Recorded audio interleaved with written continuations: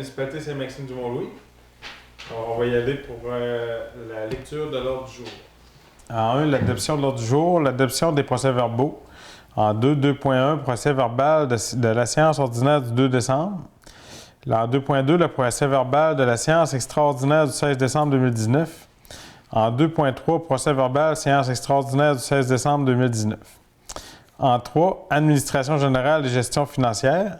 3.1, acceptation des dépenses. 3.2, dépôt du rapport des factures de plus de 25 000 3.3, dépôt de l'état des personnes endettées envers la municipalité pour taxes municipales au 31 décembre 2019. 3.4, procédure relative à la vente des immeubles pour défaut de paiement de taxes, année 2018 et antérieure. 3.5, adoption du règlement 291-2020, taux de la taxe foncière, taux de tarification des services et d'intérêt pour l'année 2020. 3.6, avis de motion et présentation du règlement 292-2020 relatif au traitement des élus municipaux. 3.7, dépenses incompressibles, adoption pour l'année 2020.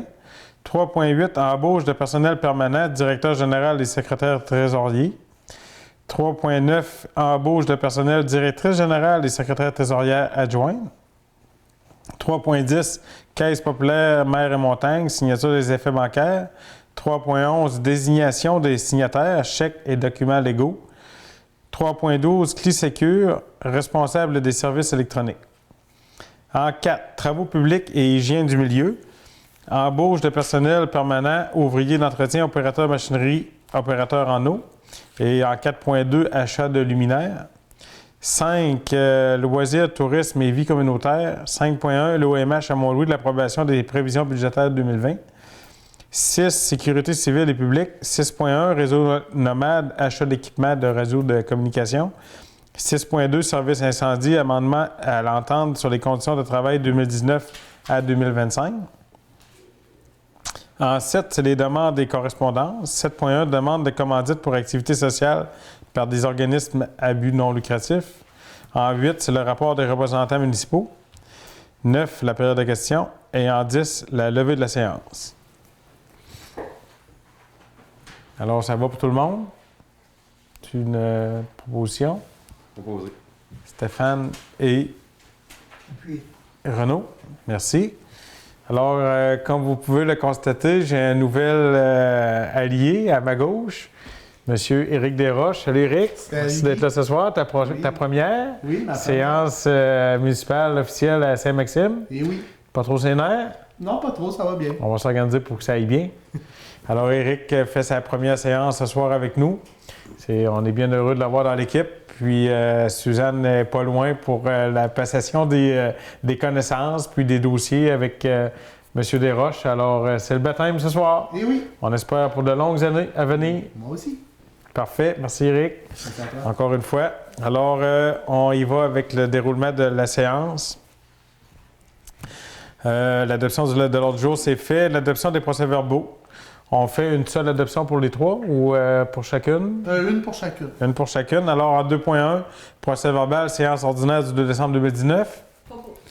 Sylvie et Claude. 2.2, procès-verbal, séance extraordinaire du 16 décembre 2019. Le budget, dans le fond. Renaud. Et Stéphane. En 2.3, procès-verbal, séance extraordinaire du 16 décembre 2019. Claude. Et Marc. 3. Administration générale et gestion financière. Acceptation des dépenses en 3.1. Alors, les dépenses pour le mois.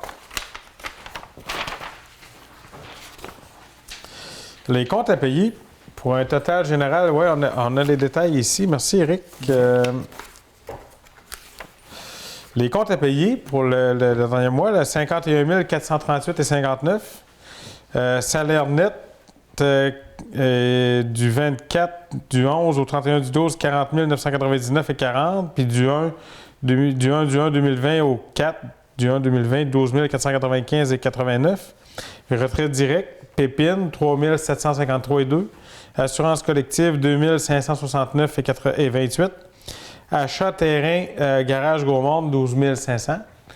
Alors, c'est les dépenses pour le dernier mois qui se totalisent à un chiffre de 72 317,59. Ça vous va? Propose. Danny Second. et Stéphane. 3.2. Dépôt du rapport des factures de plus de 25 000 La municipalité doit publier sur son site Internet au plus tard le 31 janvier de chaque année la liste de tous les contrats comportant une dépense de plus de 2 000 passés au cours de l'exercice précédent avec un même co-contractant lorsque l'ensemble de ces contrats comporte une dépense totale qui dépasse 25 000 Le secrétaire trésorière dépose un rapport des totaux de factures de plus de 25 000 pour la période du 1er janvier au 31 décembre 2019. Fait que ça, c'est bon. On avait regardé ça tantôt. Oui. Alors, proposeur, Sylvie et Renaud. 3.3. Dépôt de l'état des personnes endettées envers la municipalité pour les taxes municipales au 31 décembre 2019. Le document présentant l'état des personnes endettées envers la municipalité pour taxes municipales au 31 décembre 2019 a été soumis au Conseil. Il est entendu que la liste suivante présente le sommet des soldes à recevoir. Arrérage 2018 et antérieur 24 645 et 16. Arrérage 2019 87 674 et 63. Non échu 1608 et 17. Taxes payées d'avance 329 et 25. Intérêts 9 167 et 3. Pour un grand total de 122 785 et 74. Sachez qu'à chaque année, depuis plusieurs années, on se retrouve pas mal avec ces montants-là. C'est un roulement qu'on a. Je pense que le montant d'arrérage 2019 est tout à fait normal. Puis on avance avec ça au niveau de la municipalité. C'est pas de quoi qui nuit à notre budget ou quoi que ce soit. Là, je pense qu'il y a des chiffres qui sont quand même, jusqu'à un certain point, acceptables au niveau d'arrérage. C'est ça? Alors, ça me prend un proposeur. Je propose. Second.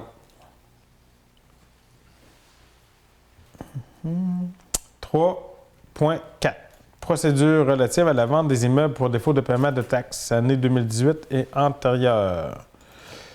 Le conseil municipal juge que la procédure de vente des immeubles pour défaut de paiement de taxes doit s'appliquer aux propriétaires ayant un solde impayé minimal de 50 pour l'année 2018 ou un solde cumulé sur 2 ans, 2017-2018, sans égard au montant dû. Tous les arrérages de taxes municipales au 31/12/2018 avec intérêt couru sur le solde total dû soient réclamés par courrier recommandé. Puis, c'est ça, les frais d'administration, 40 par dossier, vérification des désignations cadastrales, soit confiées à un notaire, puis avec des technicalités comme ça, là. Oui. Puis aussi que la liste soit transmise à MRC. Aussi, oui, effectivement. Un proposeur, proposatrice, proposeuse. C'est bon, Claude et Sylvie. Là, c'est 3.5. Adoption du règlement 291-2020, taux de la taxe foncière, taux de tarification des services et d'intérêt pour l'année 2020. Alors, on a déjà eu des avis de motion là-dessus. On en a déjà parlé dans des séances ultérieures, antérieures. Alors, on peut procéder pour la résolution, l'adoption ce soir de ce règlement-là. Ça me prend une proposition. Propose. Second. Ça va jusqu'à maintenant, M. Desroches? Oui, ça va bien. Ça va à votre goût? 3.6. L'avis de motion et présentation du règlement 292-2020 relatif au traitement des élus municipaux. Alors, on a, suite à des rencontres qu'on a eues dans les derniers mois, dernières semaines, on va, les conditions pour les élus municipaux vont changer pour Saint-Maxime. Alors, j'invite Monsieur le conseiller Claude Bélanger à nous faire la lecture du règlement 292-2020 relatif au traitement des élus municipaux. Donc, je donne avis de motion de l'adoption de ce règlement. Donc, en les grandes lignes, là, les rémunérations de base vont changer pour le maire, les conseillers. Donc, pour le maire, la rémunération de base passe de 7 823 $ à 15 000. L'allocation de dépenses de 3 912 à 7 500. Pour les conseillers, la rémunération de base annuelle passe de 1 956 à 4 200. et l'allocation des dépenses annuelles 978 à 2100. Pour les séances extraordinaires, ça reste pareil, 30 $ par séance. Donc la rémunération et l'allocation des dépenses sont payables lorsque le membre sera présent aux réunions régulières. Nonobstant cette déclaration, un maximum de 2 séances motivées et d'une absence non motivée seront considérées donnant droit à la rémunération. Pour l'exercice financier 2020, la rémunération annuelle du maire sera de 15 000 $ et celle des membres du conseil municipal, autre que le maire, sera de 4 200 $. La rémunération pour les allocations seront indexées de 2 % pour chaque exercice financier à compter de l'exercice financier 2021. Le règlement aura un effet rétroactif au 21 janvier 2020 et un projet de règlement a été soumis à tous les membres du conseil pour consultation et une copie est remise séance tenante à toutes les personnes présentes. C'est bien? Oui. Juste une chose, contre, c'est rétroactif au 1er janvier J'avais dit quoi? 21. 1er janvier 2020. Puis ça, ben, on a besoin de 21 jours, donc pour la séance de février, ça ne sera pas possible. Non. Alors, ça va être vraiment adopté Le 2 mars. le 2 mars. Ouais. Alors, puis pour parler de ça, c'est sûr et certain que c'est un sujet qu'on a discuté, qu'on n'a pas fait ça à la... on a analysé ça, puis on s'est beaucoup comparé aux municipalités avoisinantes dans la région de la Gaspésie. Puis on s'est accoté sur des municipalités qui possiblement la même population, les mêmes dossiers que nous, la même grosseur, les mêmes ampleurs d'enjeux, si on veut. Alors, je pense qu'on s'est mis à la page avec plusieurs municipalités. Puis, on peut donner plein d'exemples. Écoutez, je pense qu'on a des bons exemples. Moi, personnellement, je faisais pratiquement le même salaire que Madeleine et Mont-Saint-Pierre. Et beaucoup moins que Grande-Vallée. Alors là, ça ressemble pour ma part à Grande-Vallée. Puis, la municipalité de Mont-Louis se compare avantageusement à Grande-Vallée qu'à Mont-Saint-Pierre et Madeleine, on s'entend. Et puis, définissant la tâche, bien, on s'est mis au goût du jour par rapport aux conditions. Puis, on était à 2 ans, à mi-mandat. Puis, on considère que c'était nécessaire de faire cet ajustement-là. En espérant la compréhension de toutes les citoyennes et citoyens de notre communauté par rapport à ces nouvelles conditions de travail pour nous tous autour de la table du conseil. 3.7. Dépenses incompressibles adoption pour l'année 2020.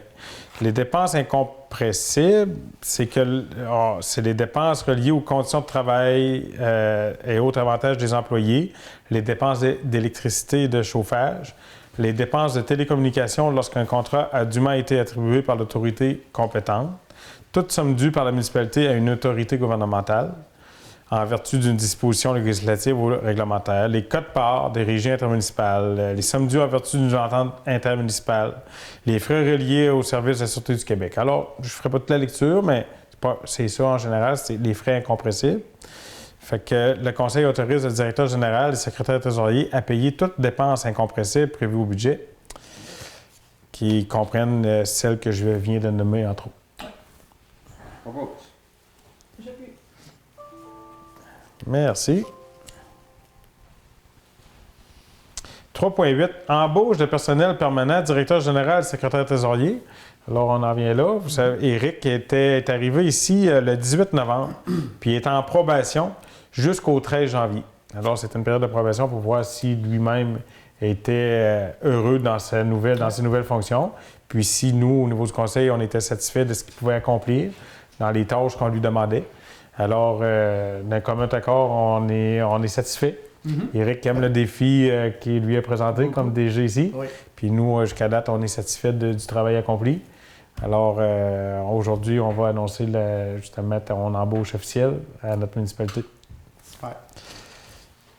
Fait que, suite à cette période d'approbation, le conseil juge pertinent de nommer M. Desroches au poste de directeur général et secrétaire trésorier.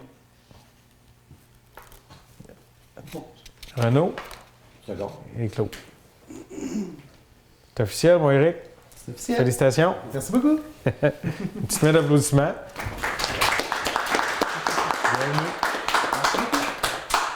Très content d'être avec vous. Alors, puis pour continuer dans le même point, en 3.9, l'embauche de personnel, directrice générale et secrétaire trésorière, on trouve très important d'avoir les connaissances d'une personne avec toutes les compétences de Suzanne dans notre municipalité. Alors, Suzanne va continuer d'épauler Éric dans les démarches de son emploi pour encore quelques semaines, pour le temps que ça va prendre qu'Éric soit vraiment à l'aise au siège du conducteur.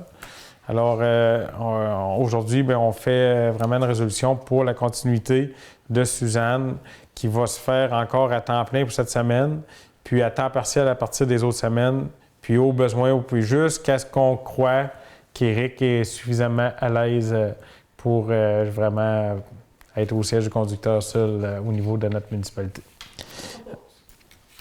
Déjà, je vais lire un petit peu, Sylvie, si tu permets, c'est juste une formalité.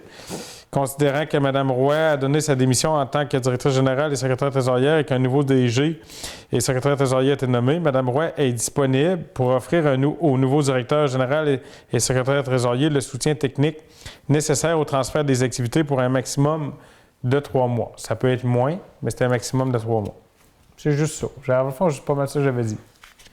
Donc, Sylvie et Dany, merci. Alors, merci encore à Suzanne qui est là parmi nous ce soir. On l'a dit, on le redit, on a été très honorés, très satisfaits de tout ce que tu as fait pour nous, Suzanne. Puis on est toujours très honorés de t'avoir proche de nous pour justement la bonne continuité, la bonne marche de notre municipalité. Merci encore. Merci encore, Suzanne.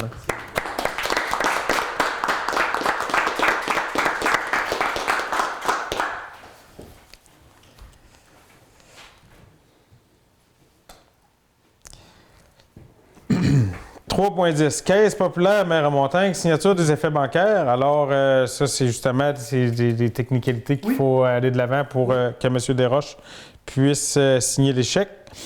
Alors, le conseil municipal désigne les personnes suivantes comme étant les seules personnes autorisées à signer les chèques et les documents légaux de la municipalité. Je l'ai sauté une? Oui. Lui. C'est lui pour commencer? Ouais. Oui, caisse populaire, excuse-moi.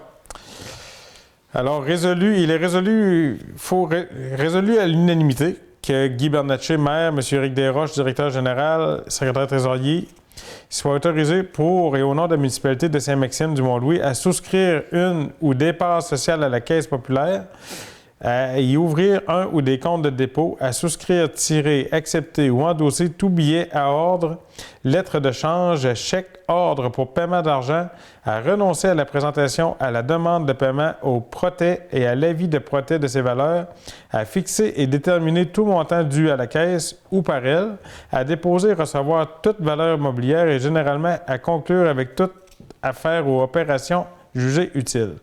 Que les mêmes officiers ou chacun d'eux séparément soient autorisés à recevoir de la Caisse les ordres de paiement et chèques payés ou autres effets portés au débit du dit compte et certifier et accepter tout relevé du compte s'y rapportant, qu'en l'absence de l'un de ces officiers, Diane Gaumont, secrétaire trésorière adjointe, bénéficie des mêmes droits, obligations et privilèges pour et au nom de la municipalité. Ça, c'est pour la Caisse Pop. Oui. Fait qu'on prend une résolution là-dessus. Oui, exactement. Propose. Renaud. Second. Stéphane. Désignation des signataires, chèques et documents légaux, c'est ce que je partais pour le lire tantôt en 3.11. Le conseil municipal désigne les personnes suivantes comme étant les seules personnes autorisées à signer les chèques et les documents légaux de la municipalité, et ce, à compter du 14 janvier 2020, soit M. Guy Bernatchez, maire, Éric Desroches, DG et secrétaire trésorier, ainsi que Mme Diane Gaumont, secrétaire trésorière adjointe. Propose. Dany et Marc. Clic Secure en 3.12, responsable des services électroniques. On dit que M. Éric Desroches, directeur général et secrétaire trésorier, si après le représentant soit autorisé à signer au nom de la municipalité de Saint-Maxime les documents requis pour l'inscription à Clic Secure est généralement à faire tout ce qu'il jugera utile et nécessaire à cette fin.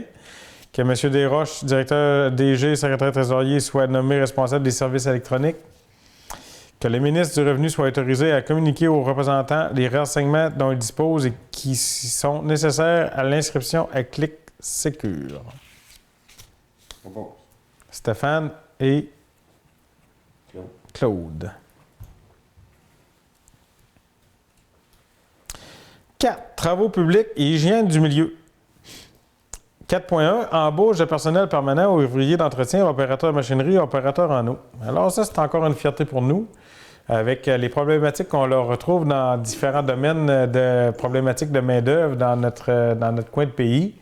On a pourvu 2 postes très importants, que ce soit le DG et puis un nouvel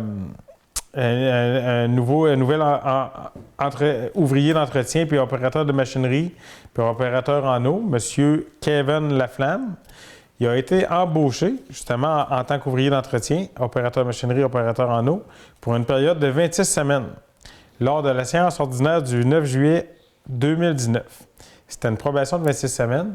Alors, ça va bien de ce côté-là par rapport à notre élève parce que Kevin, que ce soit le responsable des travaux publics, M. Éric Darèche, Suzanne, tous les travailleurs de la municipalité, Diane et les autres, Guy et Jeannot, tout, Kevin représente des atouts fort appréciés dans notre équipe, puis représente une belle relève pour nous au sein de la municipalité. Alors, la période d'approbation était de 26 semaines. Suite à cette période d'approbation, le Conseil juge pertinent de nommer M. Laflamme au poste d'ouvrier d'entretien, opérateur machinerie, opérateur en eau de façon permanente. Puis, on considère que M. Laflamme accepte de suivre et de réussir les formations obligatoires qui sont requises pour pouvoir exécuter toutes les tâches de ce poste. M. Laflamme est en ce moment en train de suivre ses cours de permis de conducteur de camion. Puis, au printemps, il va suivre sa formation pour faire le suivi sur le système de caduc puis des eaux usées.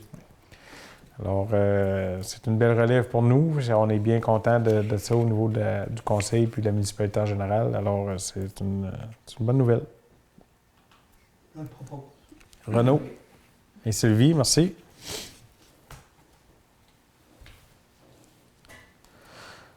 « 4.2 Achat de luminaires. Là, pour vous dire, en 2020, on s'enligne vers le changement de toutes nos lumières au niveau des lampadaires, des lumières de rue dans la municipalité, dans les 3 localités, Anse-Pleureuse, Gaumont et Mont-Louis. Puis ça va être au DEL. Puis on va faire des économies d'énergie importantes.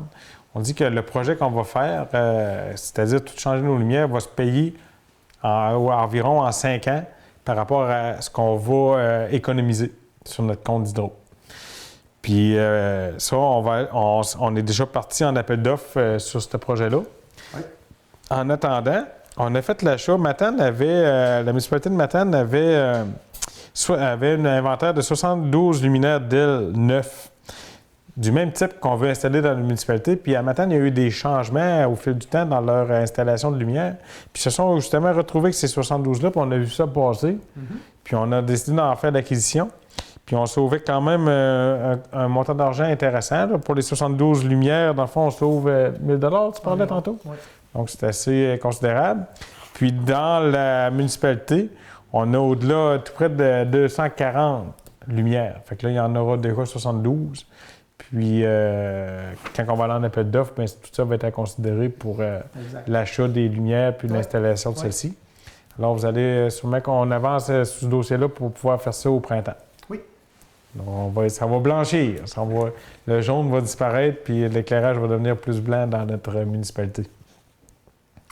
Mais c'est ça. Tout ça pour dire que le conseil municipal autorise l'achat et le paiement de 72 luminaires neufs de type Philips MiniView 54 watts à la ville de Matane pour un montant de 11 160 $ avant taxe. Puis aussi, sachez que les prochaines qui vont brûler, parce qu'à chaque mois, pratiquement, il y a une lumière de rue qui s'éteint. On la remplace, mais là, au lieu de remplacer l'ampoule, on va commencer à les poser. Ce qui est des lumières de rue qui vont rendre l'âme là, au fil du temps, jusqu'à temps que le projet ait lieu. Ça va commencer. Je propose. Danny et Second. Stéphane, merci. 5.0 Loisirs, tourisme et vie communautaire. OMH Mont-Louis, approbation des prévisions budgétaires 2020. Alors, le OMH de Mont-Louis a déposé un budget 2020 tel qu'accepté par la Société d'habitation du Québec. Le déficit d'exploitation pour l'année 2020 est de 72 410, incluant une quote-part municipale de 7 241. La municipalité Saint-Maxime de Mont-Louis accepte le budget 2020 de l'OMH de Mont-Louis, établissant le déficit à 72 410 et autorise le versement de la quote-part municipale de 7 241. Proposeur. C'est bon. Danny et Claude. Hein? C'était Marc et Claude. Merci. 6. Sécurité civile et publique, réseau nomade d'achat d'équipement. Pour faire un petit compte-rendu là-dessus, c'est l'achat de radiocommunication. Alors, on s'en va vers le numérique. Ça se fait au niveau de la MRC. C'est le responsable, le directeur en incendie de la MRC qui s'occupe de ça. C'était déjà en branle dans le dernier mois. Alors, ça va s'effectuer dans les prochaines semaines. Tous les équipements, véhicules de secours, que ce soit les pompiers et les services de sécurité civile en Haute-Gaspésie vont être munis de ces radios-là numériques avec une fréquence sur laquelle ils vont pouvoir se parler à la grandeur du territoire. Par le fait même, tant qu'à tout changer ces radios-là, bien, nous, on va équiper aussi nos équipements ici à Mont-Louis, dans les camions de déneigement, dans le loader. Alors, on va faire une pierre deux coups. On va améliorer aussi notre système de communication au niveau de la municipalité. Alors, va falloir faire l'achat de ces nouveaux radios-là. Que j'avais vu le montant, tout bien sur un tableau, c'était pour un montant de 9 735,35 installations en dessus. C'est 10 radios mobiles et une radio portative. La radio portative, entre autres, c'est pour notre bateau de sauvetage. Alors, c'est ça. Donc, on va mettre à niveau notre système de communication au niveau de la MRC, puis par le fait même de notre municipalité pour ce montant-là. Puis, au niveau de la MRC, ce qui vaut la peine, c'est que en passant, toutes les municipalités vont vers ça. Puis, on sauve des coûts quand même assez important par rapport au fait que c'est un achat de groupe. Puis c'est assez intéressant pour les municipalités. Renaud et Sylvie, merci.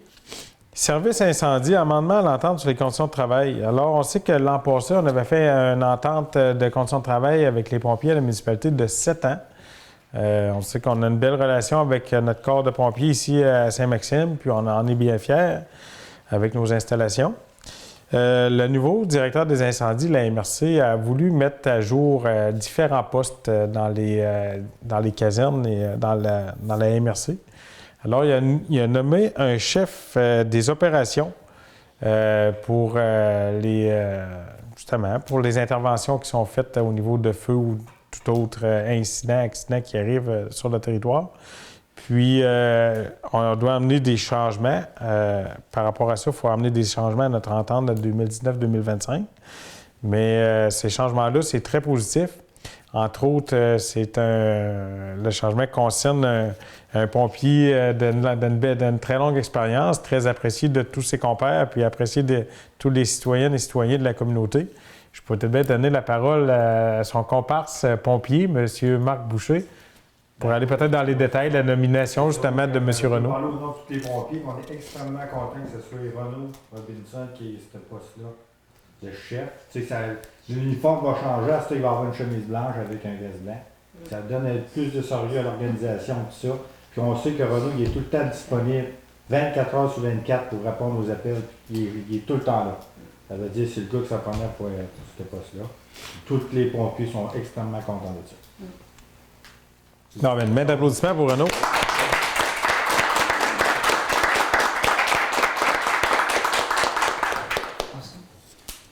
J'ajouterai aussi que c'est la caserne 40, mais également la caserne 41. Ouais. Le secteur de l'Est comprend la caserne 40 et 41. Parfait. Fait que je pense que c'est du positif. C'est de l'amélioration, si on veut, progressive dans notre... Oui, c'est la visibilité, puis c'est du positif. Là, on n'a pas rien à envier à n'importe quel grand centre au Québec par rapport à nos effectifs de pompiers ici dans la municipalité à Saint-Maxime. Puis on en est bien fiers. On est bien fiers que ce soit M. Renaud, conseiller et pompier de la municipalité, qui soit nommé chef. C'est vrai qu'on a, pour dire, la meilleure équipe, c'est nous qui est là. Faut pas être gêné de dire. Non, on n'est pas gêné parce que si on se compare à d'autres, même des fois, on est supérieur. Donc, bravo à tous nos pompiers. C'est ça. C'est le même qu'on a une très bonne équipe, puis on travaille ensemble. Puis pour revenir là-dessus, Renaud, en ce moment, on a combien de pompiers formés à Saint-Maxime? Avec les officiers, on est 22. 22, puis en formation? On va en avoir seulement, on en avait 2, maintenant qui est dû lâcher à OK. cause de son emploi futur, mais on en a un quand même. 22 On va être pompiers, à 23. 23 pompiers. C'est 22, 23, c'est jamais trop, parce qu'on Ben ne non. sait jamais comment est-ce qu'on va être pour répondre à l'appel. Absolument. Mais au moins, on est une moyenne de 10-12 qui répond À chaque à appel. chaque appel. Puis on se souvient qu'on a formé des pompiers en sauvetage nautique. On a 2 équipes, on a une sauvetage hors route avec le VTT puis le traîneau d'évacuation. Puis on a également un sauvetage nautique que présentement on répond jusqu'à Florida. On peut aller même à Saint-Anne-des-Monts. Tout ce qui nous est demandé le long de la côte au niveau en attendant. On va faire par la suite avec ce qu'il va avoir s'il y a d'autres développements. Bon, c'est parfait. Merci beaucoup encore. Puis c'est une belle fierté pour notre municipalité. C'est moi qui vous remercie. Alors, pour le service incendie de la Haute-Gaspésie a procédé à une uniformisation de sa structure hiérarchique, effective depuis le 1er janvier 2020.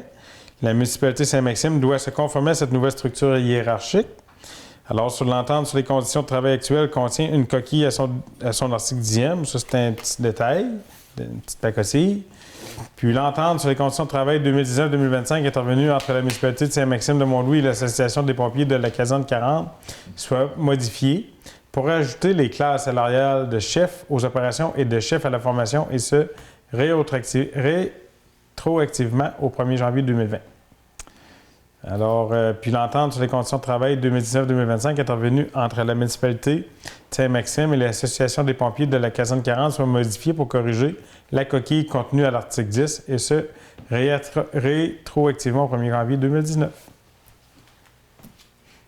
Proposeur, Propos. Stéphane Second. et Marc. Merci. On est rendu au point 7, demande et correspondance. Demande 7.1, demande de commandite pour activités sociales des organismes à but non lucratif. Alors, pour la fabrique Saint-Maxime de Mont-Louis, on a eu un phonoton en décembre 2019. Alors, comme l'an passé, la municipalité va remettre un fonds de 100 $. Est-ce que je fais une résolution pour toutes les demandes ou chacune, Eric? Non, une résolution pour toutes les demandes. Pour toutes les demandes, d'accord. La Fondation Louise-Amélie à Saint-Anne-des-Monts, campagne 2019, entre autres pour la violence conjugale. On y va encore pour le même don que les années passées, qui est de 50 $. Maison des jeunes de Gros-Monde, achat de matériel à la Maison des jeunes qui se trouve dans les locaux de la Maison de l'Essentiel à Gros-Monde. Ils font des activités parfois de cuisine et autres, puis ils avaient besoin d'équipement. Alors, ils nous ont fait une demande de commandite. Ils vont aussi demander à différents commerçants de la municipalité pour les aider dans ce dossier-là. La municipalité a décidé de donner 100 $ de commandite pour l'achat d'équipement pour ces jeunes-là, à la Maison des jeunes. Secondaire en spectacle, Gaspésie, les Îles-de-Madeleine, pour la finale Côte-Nord. Finale Côte-Nord à Saint-Anne-des-Monts, la municipalité donne 50 $. C'est un peu comme l'année passée aussi. C'est le même montant qu'on donne, montant de 50 $ pour ça. Donc, c'était ça pour les demandes pour ce mois ici. Sylvie et Renaud, merci. Alors, on est rendu au point 8, rapport de représentants municipaux. Comme à chaque séance municipale, je fais un petit tour de table avec la conseillère et les conseillers s'ils ont des points à amener à la séance pour parfois les organismes qu'ils représentent ou des activités qui se passent sur notre territoire. Alors, je peux commencer avec M. Renaud. Tiens. Pour ce mois-ci, c'était correct? Après les fêtes, là, au moins, le patinoire s'est commencé, ça va très bien. Le reste, les cadets s'est commencé aussi, ça va bien. Donc, on va attendre le prochain mois. C'est bon, Renaud, merci. Claude? Bonne nouvelle. Pas de nouvelles. J'ai été, en passant, Claude, j'ai été à la bibliothèque dans le nouveau local. Ça va très bien. Puis les personnes responsables semblent quand même assez satisfaits du local en général. Puis ça se passe bien. Je suppose qu'il y a un achalandage assez plus élevé puis intéressant. Fait qu'il y a toujours des petites améliorations à apporter, mais c'est positif. Oui, c'est bon. Merci. Moi, je veux juste remercier ceux qui ont participé au coffre au trésor là, pour la fabrique de Mont-Louis, on a ramassé avec la soirée puis le coffre au trésor près de 2000 $ pour la fabrique. Quand même, hein? Je remercie tout le monde qui ont acheté des billets là, pour ça. Bravo pour cette belle initiative-là. Puis on sait que la fabrique ont besoin de fonds pour Et continuer le à chauffeur faire. surtout, là. C'est ça. Fait que, c'est bien, une belle initiative. Tant mieux si ça a marché. Bravo. Pendant ça, ça va. Sylvie? Moi, je peux mentionner que la plateforme du Relais pour la vie, dans le fond, est mise sur les réseaux sociaux. Fait qu'on peut s'inscrire personnellement, on peut se faire une équipe. Le site, c'est quand même facile. Là, Tu veux peut-être bien rappeler, Sylvie, faire un petit retour sur l'activité? Tu peux peut-être bien nous dire, là, Oui, c'est c'est Chantal, c'est quelle Oui, date? c'est Chantal Mainville, la présidente, dans le fond, du Relais pour la vie, qui va avoir lieu ici cette année, le 20 juin 2020 à Mont-Louis. C'est quand même gros là, comme événement. Dans le fond, nous, on travaille, on est un comité, on est 7 ou 8 personnes dans le comité. Fait qu'on travaille, là, c'est quand même beaucoup d'organisation, on a chacun notre petite pointe de tarte à réaliser. Là. Fait que c'est ça, fait qu'on ramasse des dons, c'est sûr que n'importe quel don est bienvenu, si minime soit-il. Du bénévolat, il va y avoir toutes sortes de kiosques aussi cette journée-là. Donc soyez à l'affût, là, nous les membres, on partage sur les réseaux sociaux le plus possible.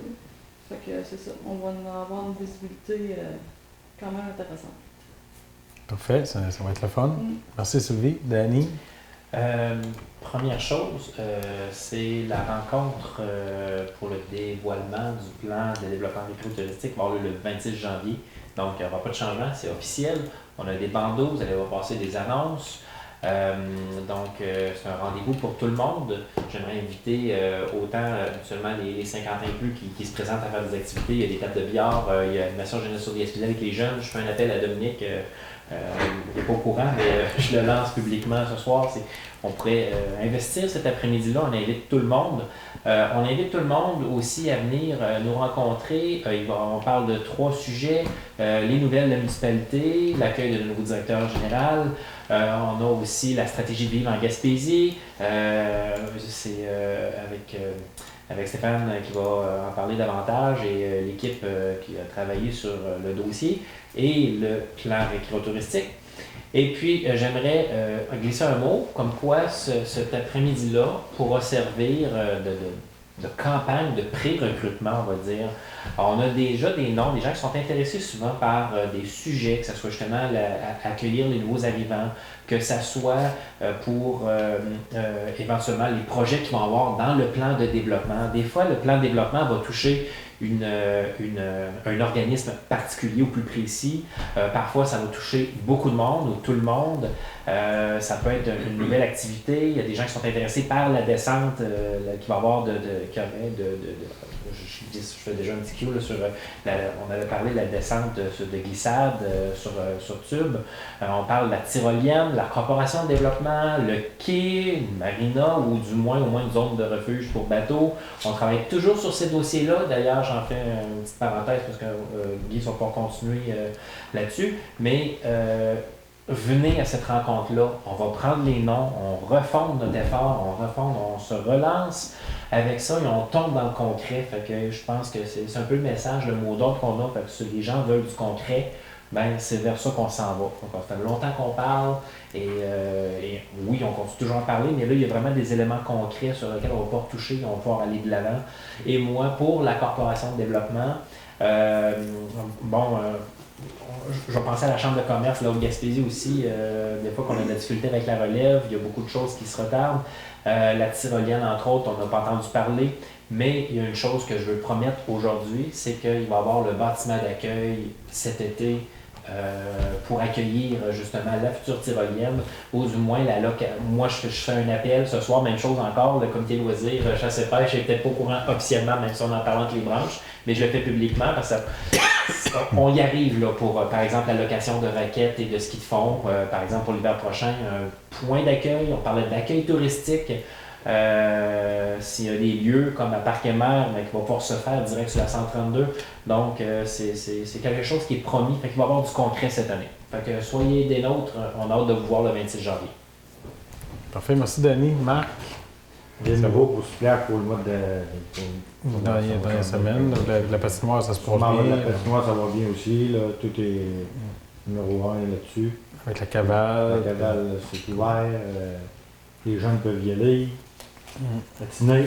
Puis la continuation de ça, là, au mois de février, il va y avoir d'autres choses qui vont s'ajouter à ça. C'est bon. Merci, Marc. Merci. Alors, pour ma part, je voulais parler du quai, parce que je sais qu'il y a beaucoup de personnes qui s'interrogent sur la continuation des travaux.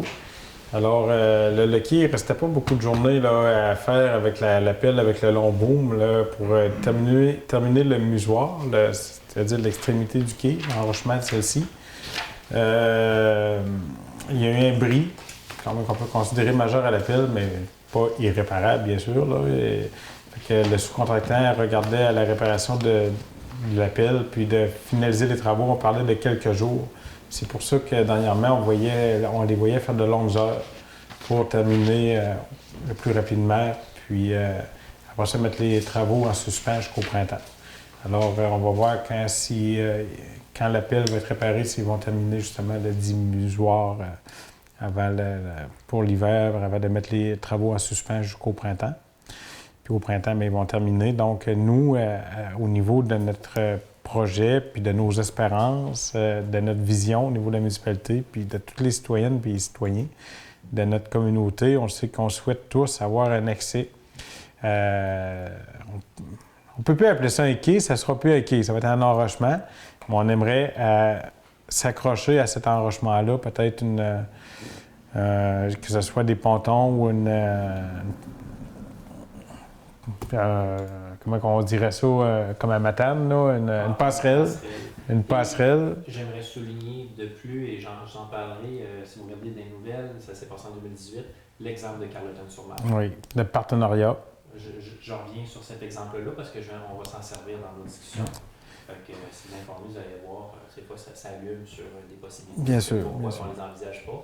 Puis il n'y a personne encore qui ouvre la porte.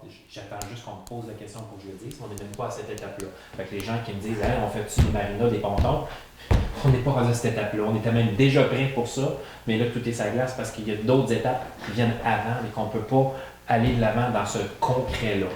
On le souhaite toujours, mais ça, c'est chose à part. Tu sais, c'est pas, par exemple, Transport Canada qui techniquement paierait pour une grosse marina, par exemple, puis tous les pontons, puis la connexion. Mais ça reste que c'est tout dépendamment du programme, puis tu sais, on parle, mettons, du programme de transfert des infrastructures. Oui, des investissements qui viennent par Transport Canada avant de le céder, puis oui, il peut y avoir des investissements. Mais en tant que tel, il ne faut pas parler, on ne lui demande pas dans un projet régulier d'embarquer dans une marina. Parce que ça, c'est ça, il faut faire attention. Puis, mais c'est deux choses. C'est pour ça que c'est des choses séparées, puis les gens pensent, oui, mais pourquoi on ne travaille pas là-dessus? C'est parce que les choses sont séparées, puis il y a d'autres choses à régler avant d'en arriver à ce concret-là. Effectivement. Puis moi, ce que je demande aussi officiellement, c'est par rapport au programme PTIP, qui est le programme de transfert d'infrastructures portuaires qui existe en ce moment au niveau du fédéral. Bien, ce qui arrive, c'est que nous, je demande une mesure d'exception pour Saint-Maxime parce que c'est pas un quai. Ça va être un brise-lames, ça va être un enrochement. Alors, avant de devenir propriétaire d'un enrochement, c'est un pensez-y bien. Puis moi, j'aimerais plus travailler en équipe, continuer de travailler en équipe, continuer, j'ai un grand mot, de travailler en équipe avec Transport Canada pour justement améliorer cet enrochement-là, puis la mettre plus avenante pour le tourisme et pour le local, pour les années futures. Parce que c'est sûr et certain que cet enrochement-là, on va l'avoir dans notre paysage pour des dizaines, pour ne pas dire des centaines d'années. Alors, je pense que c'est là que ça se passe, puis qu'il faut continuer à faire des représentations auprès de Transport Canada pour améliorer ça, puis travailler en équipe avec eux. J'ai fait appel à Mme Leboutillier, notre ministre et notre députée, c'est-à-dire au niveau fédéral, dans notre comté. Alors, j'ai eu son écoute dernièrement, puis j'ai fait des demandes par écrit officielles. Alors, on va attendre des réponses par rapport à ça. Puis la continuation des travaux sur le quai qu'on suit toujours de près au niveau de la municipalité. C'est ça pour le quai. Pas de nouvelles fraîches, mais on avance toujours là-dedans avec nos demandes. Ensuite, j'avais le plan directeur. Denis a fait un bon résumé tout à l'heure. Alors, c'est ça. Je souhaite vous voir en grand nombre à notre rencontre de dévoilement de plan directeur équiro touristique qui aura lieu le 26 janvier à 13h au centre Jules Drouin. Alors, c'est une invitation ce soir à toute la population de la communauté de Saint-Maxime, Gaumont-Anse-Pleureuse, Mont-Louis et les environs. Tout le monde est la bienvenue pour venir donner son idée et participer justement à ce beau ce dévoilement dans lesquels on retrouve de beaux projets. Alors, c'est prometteur. Puis, on va inviter aussi des gens des élus, que ce soit le préfet, député provincial, fédéral ou leurs adjoints. Puis, on espère faire de cette rencontre un franc succès. Puis, en passant, il va y avoir aussi un goûter et un vin d'honneur lors de cette journée-là. On va le publiciser sur Facebook, puis on va avoir des petites affiches dans les commerces qui vont apparaître dans les prochains jours. Alors, pour moi, ça fait le tour pour le rapport des représentants municipaux. Alors, on est rendu au point 9, la période de questions. Donc, des questions dans la foule?